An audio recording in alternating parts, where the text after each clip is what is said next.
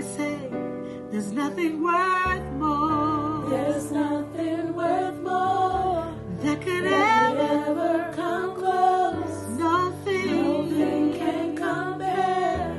You're right. I live in hope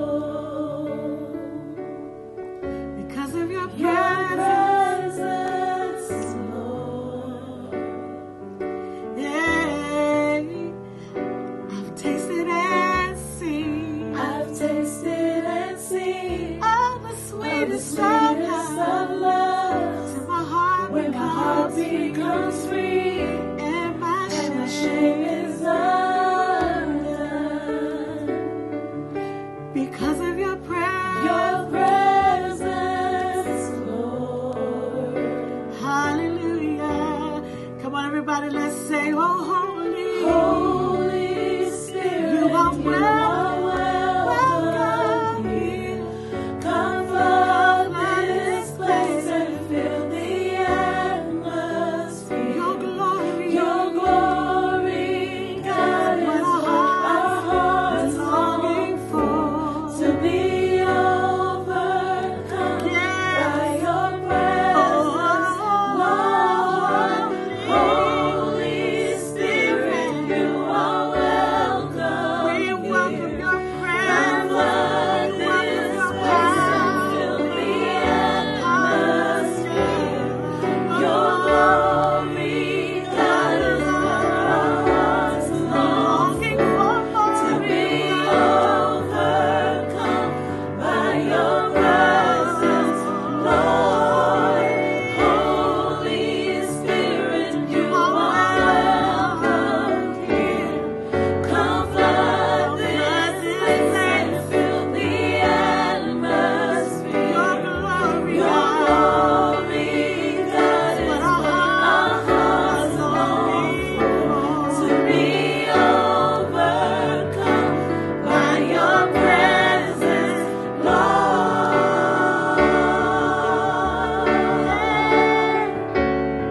Your presence, Lord.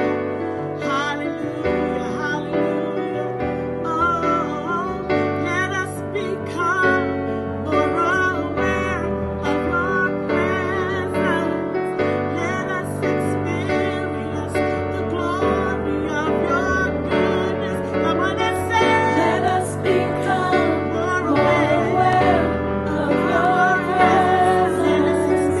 Let us experience the glory of your goodness.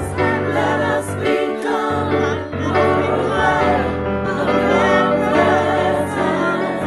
Let us experience the glory of your goodness. Let us become more aware of your presence. Let us experience the glory of your goodness.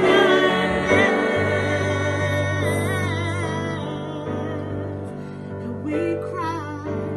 Holy Spirit, you are welcome. You are where Come flood this place and fill the atmosphere. Your glory, God, is what our hearts long for. To be overcome by your presence, Lord.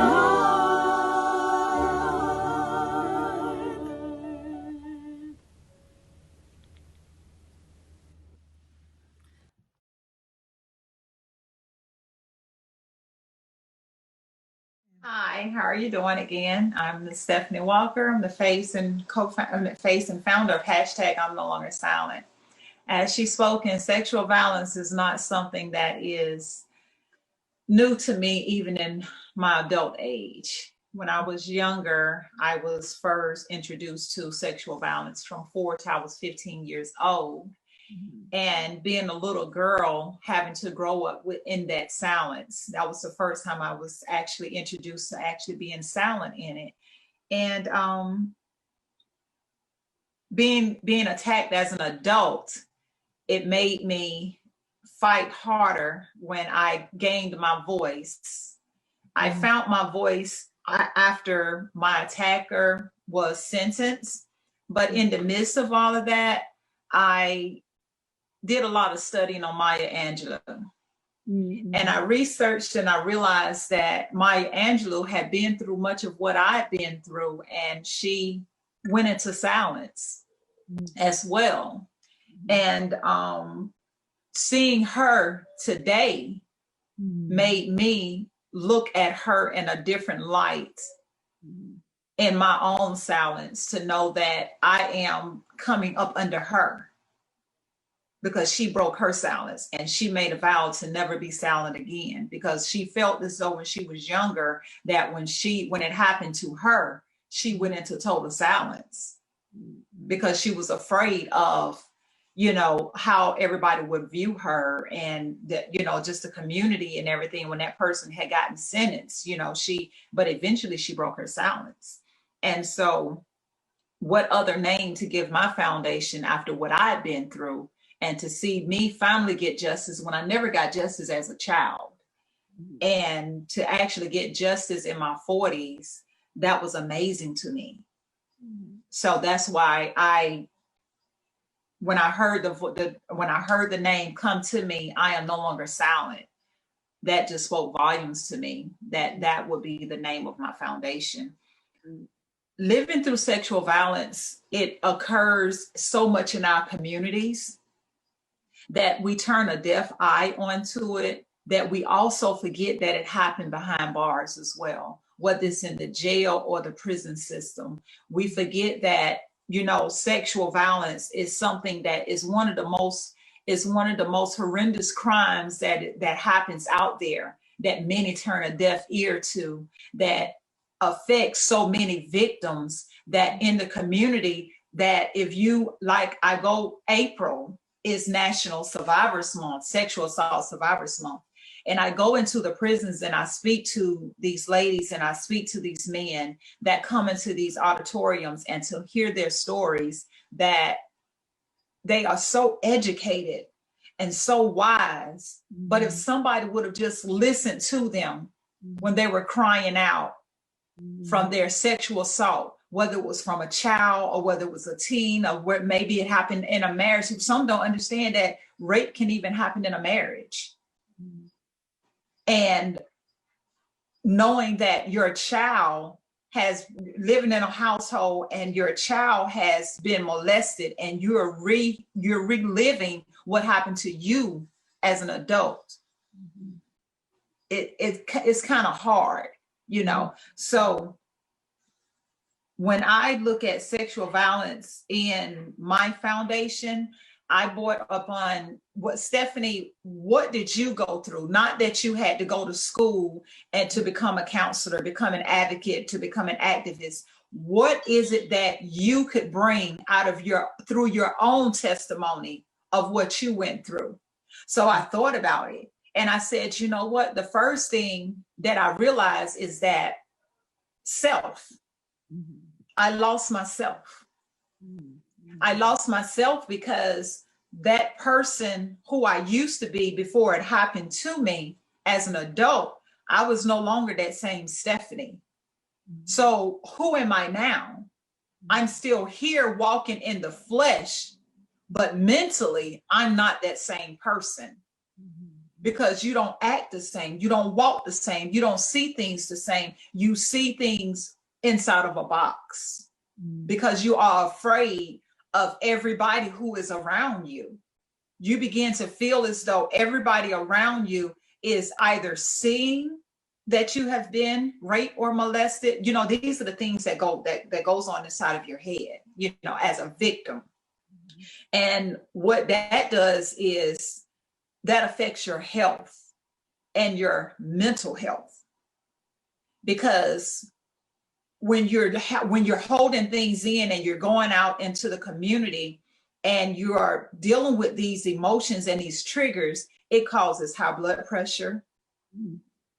Not eating like you should, it can cause you, if you're diabetic, it can cause your diabetes to drop, to go up, because you're not getting the nutrients that you should be receiving, you know. So when you are dealing with sexual violence, I said, Stephanie, these are things that you have to research. Even though I'm nursing and in the medical field and everything, these are things that you have to research so that you can go further to help the people who have been through what you're going through. And that is starting again with self and mental health, dealing with family, being able to reach family. And when I say family, I'm not talking about your mom and your sisters, your brothers. I'm talking about mainly if you are a mother or if you are a dad and this has happened to you, being able to still yet be a productive parent in the household as you're dealing with your health and your mental health that has affected you through your sexual trauma.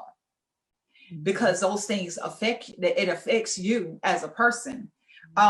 Your workplace, it affects your workplace, because you can't be a productive person in the workplace because, again, we're talking about those triggers.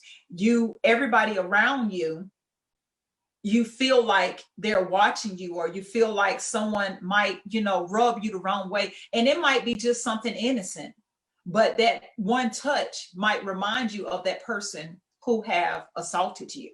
So when we talk about those things, I added that in.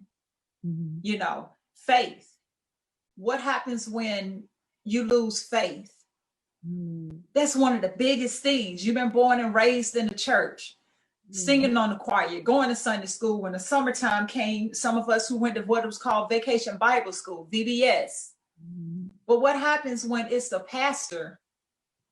See, I'm going to touch on some subjects that many is afraid to touch on. What happens when it's a pastor who has raped you or molested you? It affects your faith.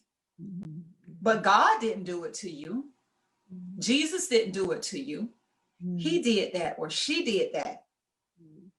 But when it comes to listening inside of the church, listening to someone in the workplace telling you how you should be able to cope, listening to everybody in the family telling you that you should get up out of bed and you should be able to go to these functions, you should be able to go to the football games, you should be able to go to cheerleading practice, but all you want to do is stay in bed. I'm going back up. I went down the ladder. I'm going back up the ladder. Your health. When you go to your doctor and your doctor is telling you, well, Stephanie, your blood pressure is up. I need to put you on these pills. But sometimes the pills affects other organs in your body. Therapy and counseling covers all of that. That I just went back up that ladder and talked about. We have to not be afraid to go and get therapy for our trauma that we've been through. We have to that therapy and counseling is two different things. Everybody don't cope with counseling. Everybody don't cope with therapy. But sometimes you have to lay down your pride and go out and get it. And that's what I incorporate in #IamNoLongerSilent. I am the face to tell them and to tell you that it's okay to go out and get help.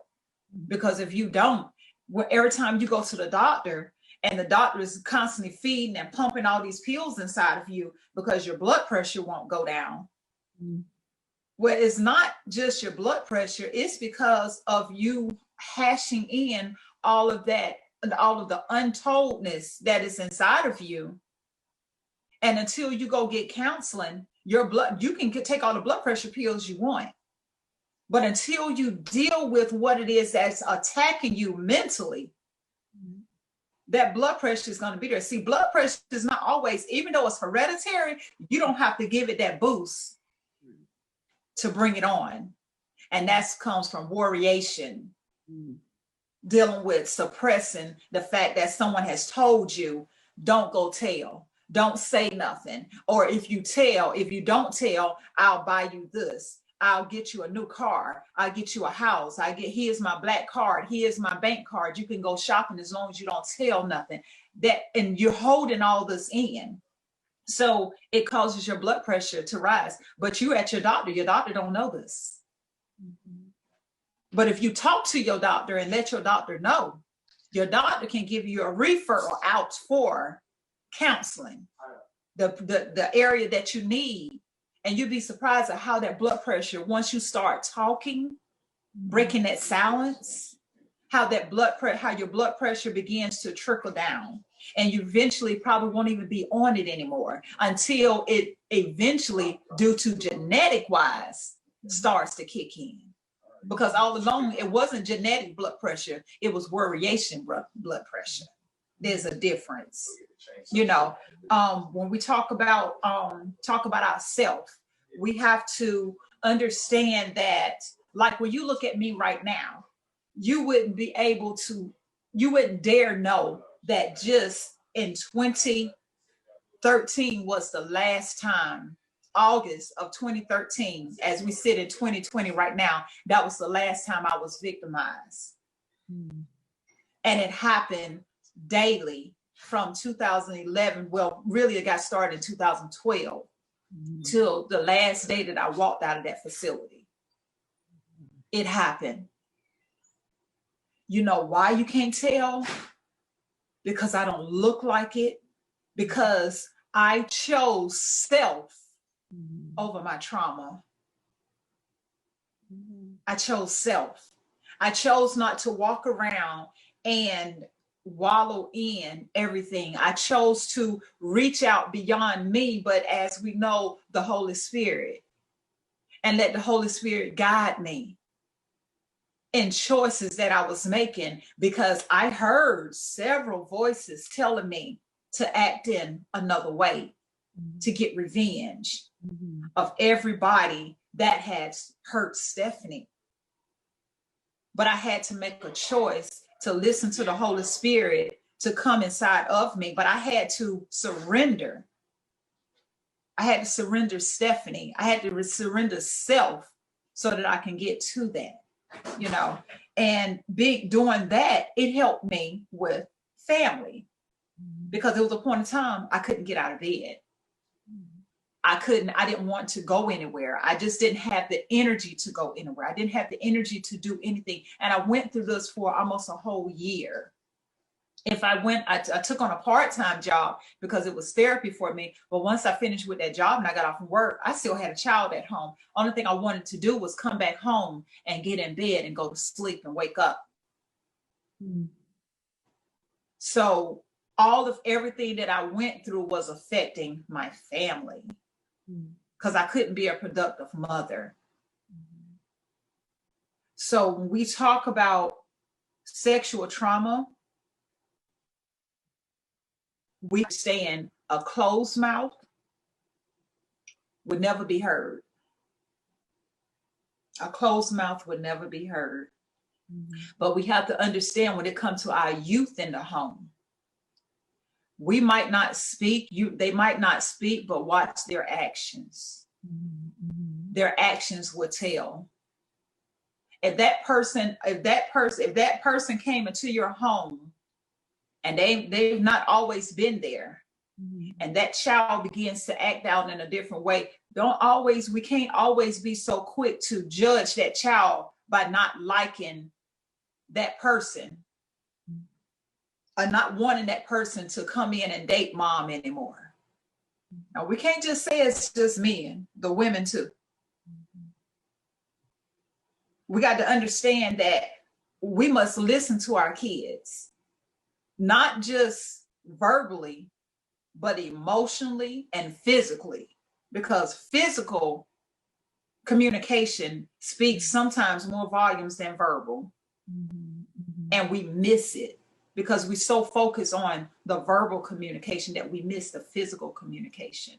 And sometimes by the time we hear verbal, because we've missed the physical for so long, the victim get left behind, because when they begin to verbalize it, they get shut down. And when they get shut down, guess what? Then they want to turn into crime. They want to turn into other areas in life, drugs. They run away from home because they're tired of being there, because that's not home to them anymore. Home should be where you can come to peace, safety. You know, there's nothing that a child should not want more than the comfort of home. But when home has been violated and they no longer feel the comfort and the safety of home, they begin to leave. So we have to understand when that child is standing out on that corner, when that girl is standing out on that corner, and you might judging her because she got on some little hot pants or she got on a little too little shirt. She's standing at the bus stop, it's hot outside or it's cold outside, and she got 4 or 5 kids. Don't be so quick to judge her, because you never know what her story is. The men and the guys that she got running in and out of her home, never know what her story is. But you'd be surprised if you take the time to sit down and talk to her and listen to her. And you might be the very first person that she break her sexual violence to. That has caused her to be so promiscuous, or caused her to have such a low self-esteem about herself that she accepted everybody who told her that they loved her. So for every male that have told her that she loved them, she got a baby. She was left with a baby. All because the person who initially told her one time that he loved her, that he loved his mom, she became a victim to him. So she began to listen to everything that everybody told her. Stop and have a talk with that person. That gentleman that's walking around, acting out and everything. A lot of times that macho-ness is to cover up the sexual assault that he's been through. Not hard at all. He picked that gun up because that gun made him feel like a man. Because what that male did to him in his home, it made him not feel like a male. And the only thing that makes him feel like a man is when he go pick up drugs and decide to use drugs. It makes him feel like he's macho. And he don't have to deal with what's going on. And guess what? Nobody knows but him. So that covers up and makes him feel like he's superior. A lot of times when men are abuse in the home. See, sexual violence goes hand in hand with domestic violence. And you'd be surprised of the men that I've talked to and the domestic violence that they've caused, the regrets that they have now because they're sitting inside of a prison. If somebody would have just listened to them, because the anger and the rage that they had was because nobody did listen to them, and they was always trying to hide what happened to them. So when someone is lashing out at them, they don't know how. They want to love, but they don't know how to love. They want to care, but they don't know how to care. They result to porn, becoming a pedophile. All of this stuff, I don't just talk to the victims. I want to know why you did, the perpetrator. I want to know what is it that made you do what you did? Me as a victim. These are some of the questions. What made you do what you did? And we have to ask these questions, and you'd be surprised at some of the answers that I get. One, because I watched my dad, my granddad, my uncle, maybe when they were spending the night over for the weekend, tiptoeing in the room when they were 4 and 5 and 7 years old. Don't think them 4-year-olds not paying attention. Don't think them 3-year-olds not paying attention. When they were sneaking inside of the room, messing with the little girls inside of the room. So he grew up doing the same thing. When he was in the room, supposed to 7, 8, 9, 10, 12 years old, when he was supposed to be in the next room looking at television, and he hear and know that Uncle Joe, whoever, is in the room raping his little sister. See, that became a norm for him. So he began to repeat what he saw, what he heard. Why? Because nobody told him no different. It's just like adopting a child, or us traveling to a foreign country that we've never been to. They don't know our language. We don't know their language, because we only know what the environment that we've been in. So if nobody the person inside of the home that was watching it happen, if he never broke his silence, a lot of times they become a repeater of what they saw and what they heard. And then they become the person that victimized someone else. Mm-hmm. So when I say hashtag I'm no longer silent, the whole world must understand that we have to break the silence. You know, when that happened to me in the prison system, I couldn't understand what and why I was there. I was mad with God for a long time because I was like, Lord, you was in my home. You know I didn't do anything wrong. Why? Why me? And why, after I become a mother, after all the things that I've been through in life and I've survived, why this? Why me? Mm. And then I become a victim to the predator that was in the prison. And this wasn't the inmates, the ladies. I don't like to say inmates. The ladies who slept around me, I didn't have to worry about them. This was the captain of the facility, the only male on the compound, who was supposed to be next up under the warden. He had been investigated before I even got there. And then twice while I was there. Nobody did anything. And then I became a victim. Mm. And I began to get real angry. I would cry. I would stand out on the breezeway. And because I was trusted by the officers, they would let me go on the breezeway. And they would think that I would be crying about missing my son. Not realizing that I was just victimized. But who am I going to tell? Because majority of the officers that was there was his family. Mm-hmm. I watched young ladies. I was at a minimum security facility. I watched young ladies getting shipped out, going to maximum security facilities who reported him. Mm. I had no clue that, just like Job, is what I would realize the mission that I was on. One might say, well, Stephanie, do you really think that rape, you being violated over again, is something that God really would have taken you through? Well, guess what? I was asking that same question at one point in time. Mm-hmm. But then I had to realize the story of Job. I lost everything. I had everything that I could have ever wanted for it to just be wiped away in one voice of me saying, I'll take a plea. To turn around and be victimized all over again, but in a worse way than when I was a child. But as I went through that case when I came home, and he was convicted because of the evidence that I had, and he admitted without me even having to go to trial, I said, that's nobody but God.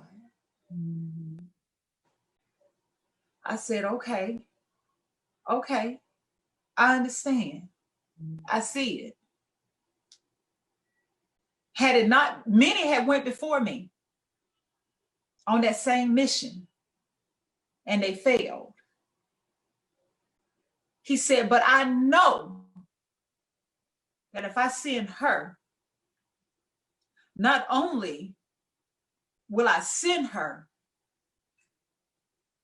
I'm going to send her on this mission, but I'm also going to give her the strength because I got something for her to do afterwards. See, because of me being there, because of what he took me through, that's the last time he'll ever do it again. Mm. But had I not taken that plea, he'd be still at the Emmanuel's Women's Facility doing what he was doing. So a lot of times what we don't understand, what we go through, is the healing of others. See, I realized it wasn't a healing for me of what I went through, because he was going to heal me. He healed me before. It was something that I had to do through all the trauma that I had just went through. It was a voice that had to be spoken through me to give to the community, to not only that, but be a voice for those that I was leaving behind in the prisons. Because of all that I went through, and because of what I didn't give up on, and because of what I stayed grounded in, I am now a voice in California on the board of directors with Just Attention and Priya.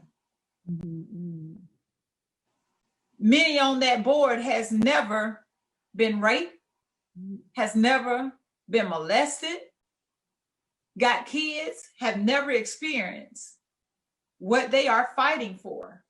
And they're fighting. But now they have a victim, a survivor, because I'm not a victim anymore, I'm a survivor, that is on the board now that can speak on what happens behind that wall. What happens in the rooms. So when they write letters, they don't just get a letter in return from the prisons, back from the board, or back from someone that is at Just Attention who has never experienced what they've been through. They get a letter from Stephanie Walker. They get a testimony from me letting them know that they're not alone. They get the information and the details of, no matter where they are, how to reach out. If you get, they go through reentry, they get their dates. I can look up therapy and counseling in their areas, no matter what state they are in. I can look that information up and mail it back to them so that they can reach out for help back in their community when they come home. Even if it happened to them while they was at the facility, it may not have happened to them while they was in the community, but if they got raped or molested, male or female, while they were in the prison, they can get the help when they come home. I help them with a voice, to a voice of direction.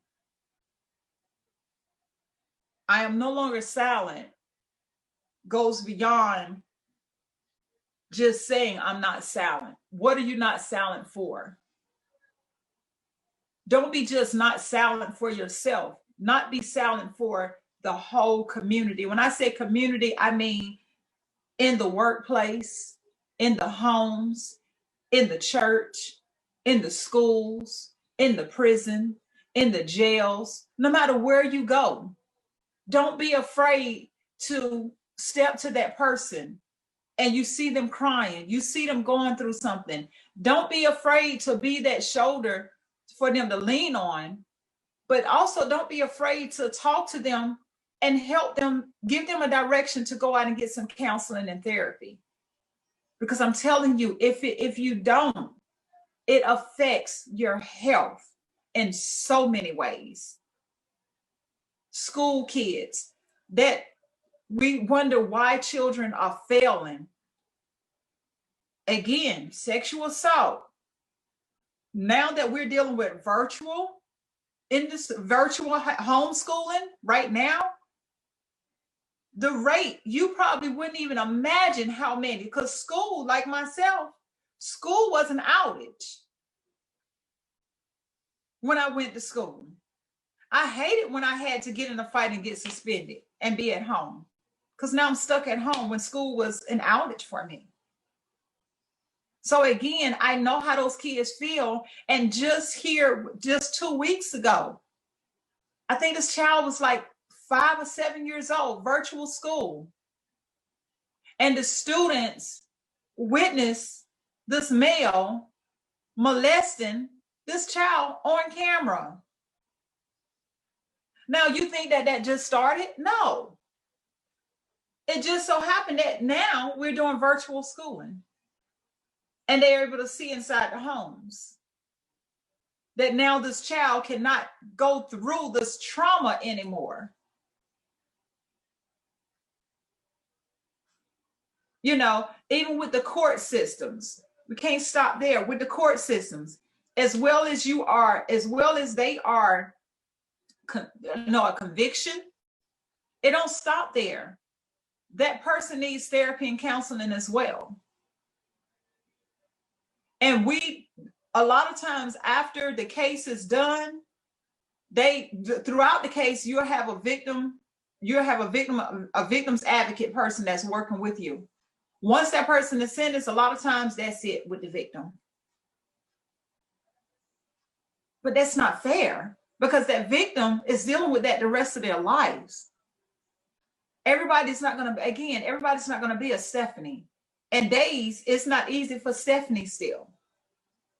See, I know about the night terrors when you can't sleep. Because every time you close your eyes, you are visualizing your trauma all over again. Marriage, it can affect your marriage. You don't want your husband, you don't want your spouse touching you in a certain way. That spouse don't understand that because they was used to the caressing. Just a simple embrace.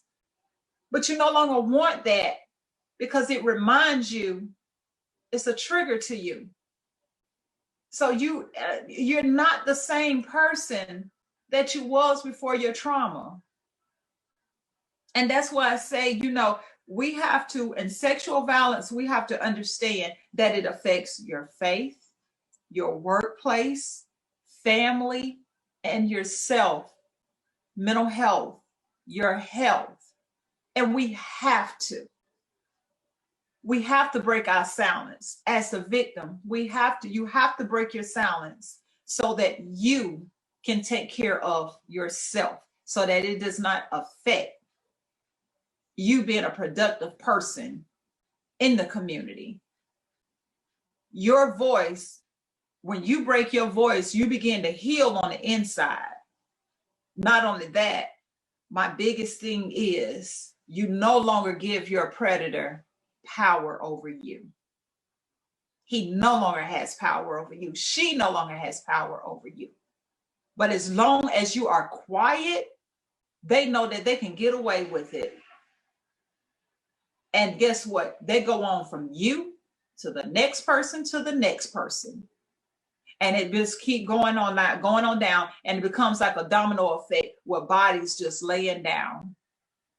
And when I say bodies, I'm talking about the soul. It kills the soul inside of you.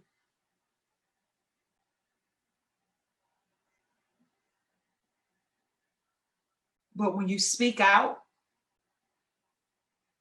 no matter how many years he get, because see, my predator only got 4 years. One never got any.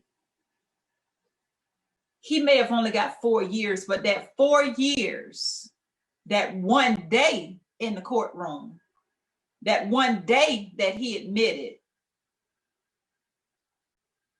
that's a lifetime that he will walk around with everybody knowing who and what he is, because I broke my silence. So 4 years locked up is one thing, but a lifetime that he will walk around now uncovered, not being able to work inside of another facility. Because, what we don't understand with prison sometimes when it comes to rape, it's really no different than trafficking. Because it's like the women, the men, the children that are locked away going through all of this, it's like they have their own version, the system. They have their own version of trafficking. They sit there, and I know this because I watched it.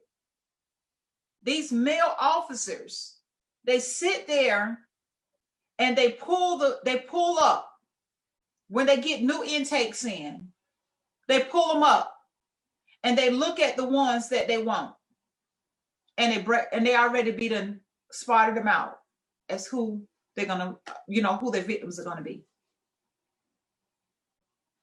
It's the same thing. They go with trafficking. They go and they have a book. It's sad that when I work with the FBI with trafficking, how they have a book and they have all these, it's like it's characterized by ages and color and the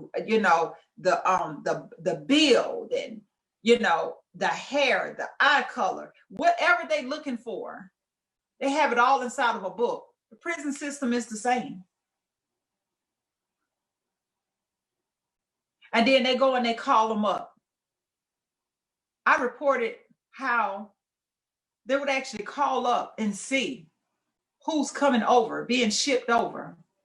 I had all this information to turn over to the FBI. They would literally look at and communicate back at the other prison who's coming in, being transferred out from the next facility. Now, why, out of all the people that worked and needed details, that needed work when they came out, because I didn't need a job when I came home. I have a career. But I was placed there so that I could see these things. Nobody else was going to go and tell it. But God knew that if I put Stephanie, my maiden name at that time was Stephanie Adams, if I send Stephanie there, oh, I know this is going to come to a stop. And that's just what happened. Because he's now sitting in federal prison. Again, we have to understand that silence gives the predator power over the victim. And we have to take that power back. We have to help them, the victims. Those of us, as we get strong, we got to help the other ones get stronger. It doesn't matter if they're out on drugs. It doesn't matter if they're out on alcohol. It doesn't matter. We got to be able to walk into it. Talk to them and find out what and the whys. And if that is the cause, don't be afraid to become the big brother, the big sister to them. Because you'd be surprised. That's sometimes all they wanted is somebody to listen to them and somebody to walk with them. You'd be surprised at how if you listen to them, listen to their story, and they find out that someone actually cared, them getting into rehab, getting cleaned up, how they will come out and now they got a testimony to tell. See, it's almost like when they got those pyramid job scheme things. Well, what better pyramid to have than you going out here helping somebody else heal? And when you help them heal and get cleaned up and get healed, they go out and help somebody else get healed. And then they go out and help somebody else get healed through their testimony. I'd rather work that pyramid because the result is way mightier than $1.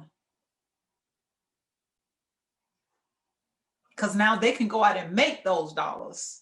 When at one point in time, they was doing everything negative to try to get dollars from someone so they can go out and get the next alcohol, get the next hit, go out and just whatever.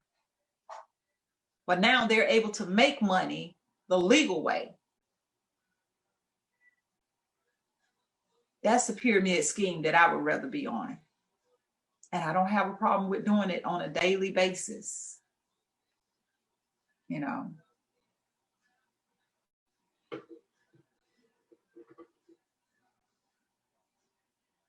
It's a story, it's many stories out there.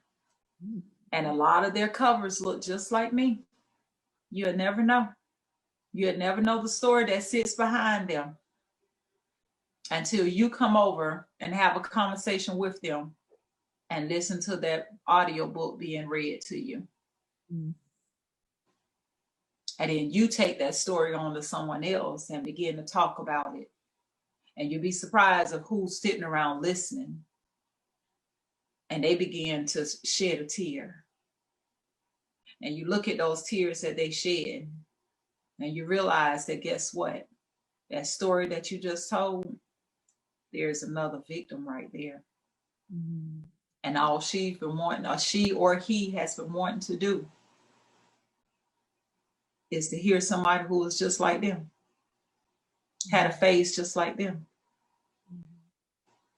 You know, I go here at Fort Gordon and speak to some of the AITs, and you'd be surprised the males and the females that open up and talk about their stories. And they're getting a healing before they're getting a door to their healing to be open, so they can start walking to the healing. So that while they're in the military, they're not dealing with all of this. You know, that they out here trying to fight for your country, but they're walking in silence of being molested and raped. Rape happens inside. Rape happens in the military. And a lot of them are afraid to go and tell because it's their sergeant, it's their commander who has done it. So they are afraid to speak. Then they come home and they're dealing with all this medicine again. And everybody's thinking that it's due to the military, it's due to the wars that they've been. Yeah, they've been in a war, all right. But it ain't the war that you're thinking about. How, you know, a lot of times we come home and as soldiers, and, you know, a lot of them have to deal with, you know, mental health as well. And they also have to walk in silence in the military dealing with sexual assault. And because 9 times out of 10, it probably was their commander, their sergeant, a drill sergeant, you know, that it happened to them. You know, I speak to the AITs, you know, trying to help them to break their silence and just talking to them what the do's and the don'ts. You know, we can't touch each other the way it is that we used to, you know, back in the day, you know, a pad here, you know, good, you know, some, you know, that person is a trigger, could be a trigger for them, you know.